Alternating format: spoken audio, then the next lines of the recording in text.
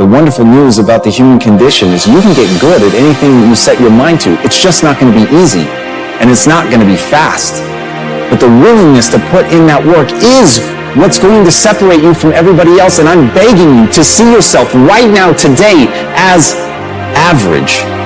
Do you have that ability? Being capable to soar amongst the clouds? Do you really think that's how success works? The only way that the eagle is going to eat, it has to work for its prey.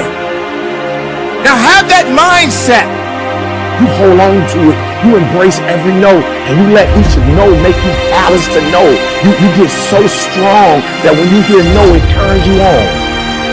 As no better than anyone else, but I beg you, with more force than I know how to convey with this language, to see yourself as malleable, to see yourself as capable of becoming anything you want to become truly extraordinary, if you can find within yourself the discipline to stick with it long enough.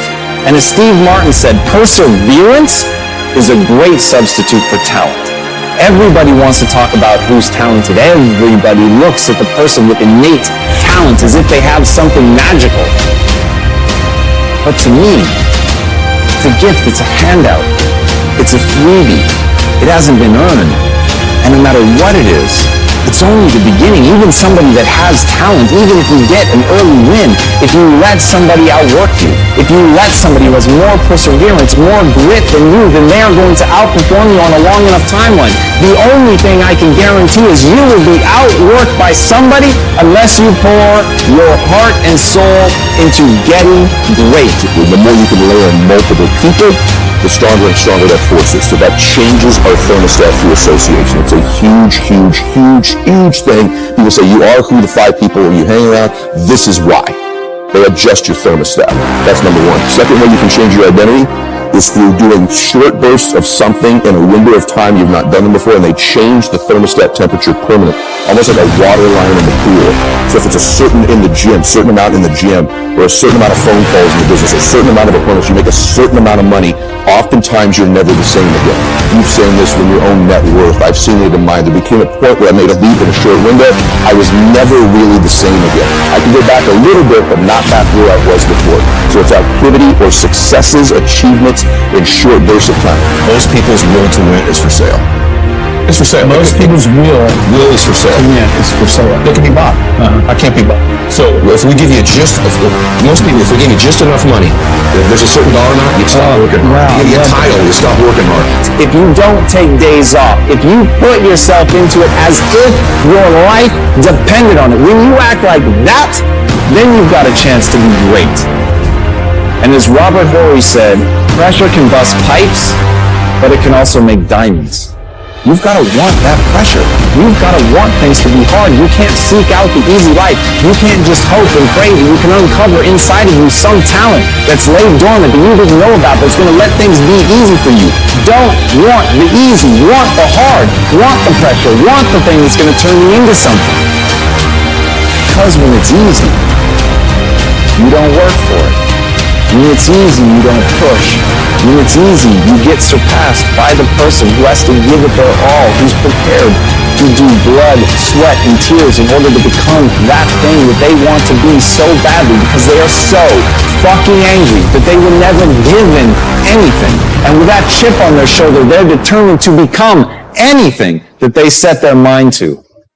We give you a car or a plane or a house. Or that's the book, bro. That's the book. Is that the book? Yeah, that might be the book. That is the book. So your will to win is for sale. That's right. And I decided once I realized that, because I watch it happen with people in their body and their finances and their family and their faith, whatever it is, I went, I'm not for sale. So there isn't a place you're going to buy me. You can't get me. There's not a stop, a place, a destination where you're going to get me to relent, to quit. I want to improve. That doesn't mean I don't struggle with my motivation from time to time. Doesn't mean I don't get confused or down. Of course I do, but I'm not for sale. You can't buy me. And you know this too. We see friends of ours, even guys in their 60s, and they sold their company for blah, blah, blah. Now they golf 9 days a week or whatever. You know, that's fine, but they're for sale. They were bought. You were bought. You were for sale. I'm not for sale. I remember going, all the work I put into this, all the hopes my family and I had, all the travel ball, everything we did, all the games, all the great plays, all the errors I made, the fly ball I dropped at Fullerton, you know, all that stuff. I was going to get drafted, then I did all that stuff, right? The guys I played with, over. Hey, I can't get anything unless I go after it. The eagle is not sitting around waiting for something to happen. The eagle is going about its business and doing what it's supposed to do. You got to be that eagle. The eagle may enjoy the hunt. Do you enjoy the hunt? Or do you feel sorry? Or do you feel like this is too much for you? I don't want to work like this. I just want it handed to me. The eagle is not sitting around waiting for something to happen. The eagle is going about its business and doing what it's supposed to do. What happened is that you got comfortable. You felt that you didn't have to work anymore. You got high, but you don't know how to go a little bit higher. You thought that because you made it, you made it. You didn't make it because you just got what you got. You got to keep going up a little bit more. Like a flicker, man. Like a flicker, that crap was over. And we're on that bus ride back, and I remember thinking, man, I should have tried harder. I should have played harder. I should have given this more.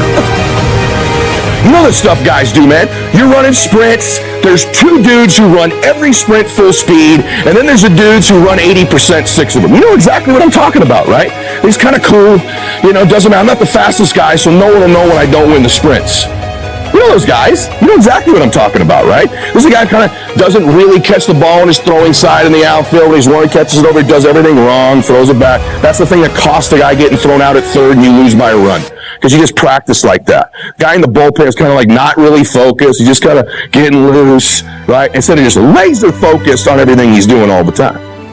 Right? You don't want to leave here. You don't want it to end. Whether it ends in the big leagues, it ends in the minor leagues, it ends here, or you never even get on the field this year. Okay?